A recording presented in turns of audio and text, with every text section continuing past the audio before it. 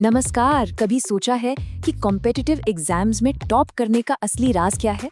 ये सिर्फ ज्ञान नहीं है, बल्कि उस ज्ञान को पेश करने की कला है। आज हम इसी कला की गहराइयों में उतरेंगे, एक ऐसी कला जो अक्सर नॉलेज से भी ज्यादा मायने रखती है। देखिए, सीधी सी बात है, कितना भी पढ़ लिया हो, अगर उसे सही ढंग से कागज पर नहीं उतार पाए तो सब बेकार है। असल में आपकी पूरी की पूरी सफलता इसी एक स्किल पर टिकी है, आंसर राइटिंग। ये बात सुनने में थोड़ी अजीब लग सकती है, लेकिन ये सच है। कई बार ऐसा देखा गया है कि कम तैयारी वाले लोग भी सिर्फ अपने लिखने के अंदाज की वजह से बाजी मार ले जाते हैं और ज्यादा जानने वाले पीछे रह जाते हैं।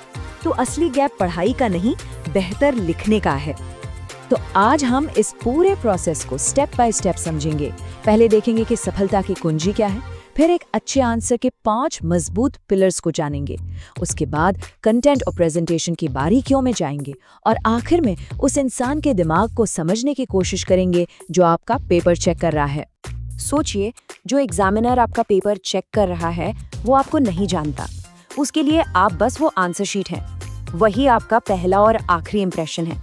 आपकी हैंडराइटिंग, आपके लिखने का तरीका, इसी से वो आपके पूरे व्यक्तित्व का अंदाजा लगा लेता है। ठीक है, तो चलिए अब उस फ्रेमवर्क को समझते हैं जिस पर एक परफेक्ट आंसर खड़ा होता है। इसे हम कह सकते हैं एक बेहतरीन उत्तर के 5 स्तंभ। और ये रहे वो 5 pillars: scope, balance, authenticity, language और प्रेजेंटेशन।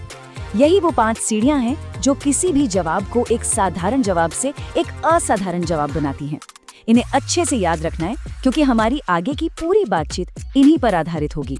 तो सबसे पहले बात करते हैं कंटेंट की, मतलब आंसर में लिखना क्या है।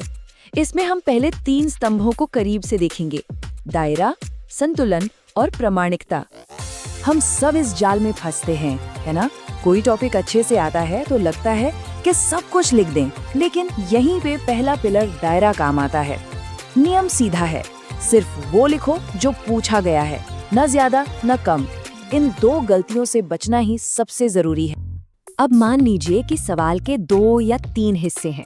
अगर आपने एक हिस्से पे तो खूब लिखा, लेकिन दूसरे को बस थोड़ा सा लिखकर छोड़ दिया, तो आपका जवाब लंगड़ाने लगता है, मतलब बैलेंस्ड नहीं लगता। दूसरा पिलर यही कहता है कि सवाल के हर हिस्से को उसकी अहमियत के हिसाब से जगह दें। अब आता है तीसरा और बहुत जरूरी स्तंभ, प्रामाणिकता। इसका मतलब है सिर्फ बातें नहीं करनी है, उन्हें साबित भी करना है। जब आप अपने पॉइंट्स को सबूतों, डेटा या कोड से सपोर्ट करते हैं, तो आपके जवाब में एक वजन आ जाता है। इससे पता चलता है कि आपने हवा में बातें नहीं की हैं, बल्कि गहराई से पढ़ाई की है।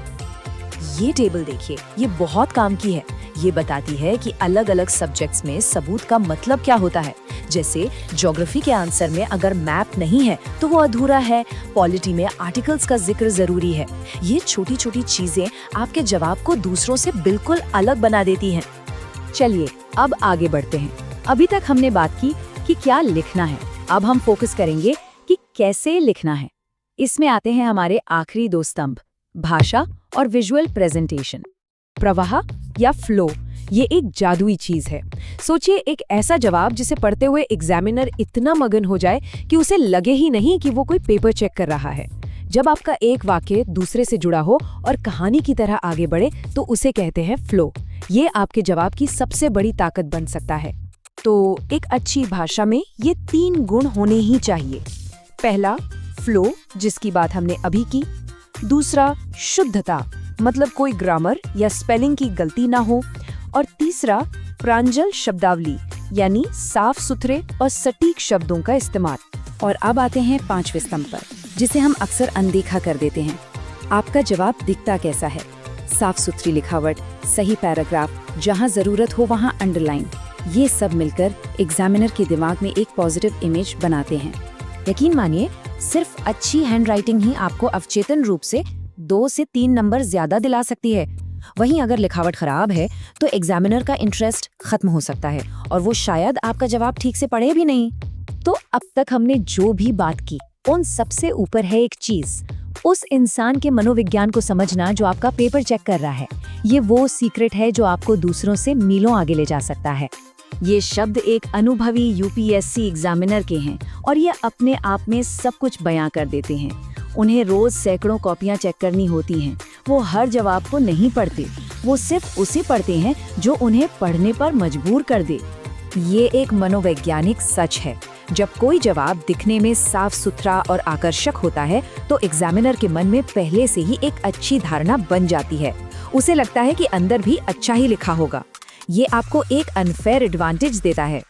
तो आखिर में खुद से ये सवाल पूछिए, क्या आपका जवाब सिर्फ सही है या वो इतना असाधारण है कि उसे पढ़कर एग्जामिनर को लगे कि बस इसी उम्मीदवार की तो तलाश थी। क्योंकि हजारों की भीड़ में अलग दिखने का यही एक तरीका है।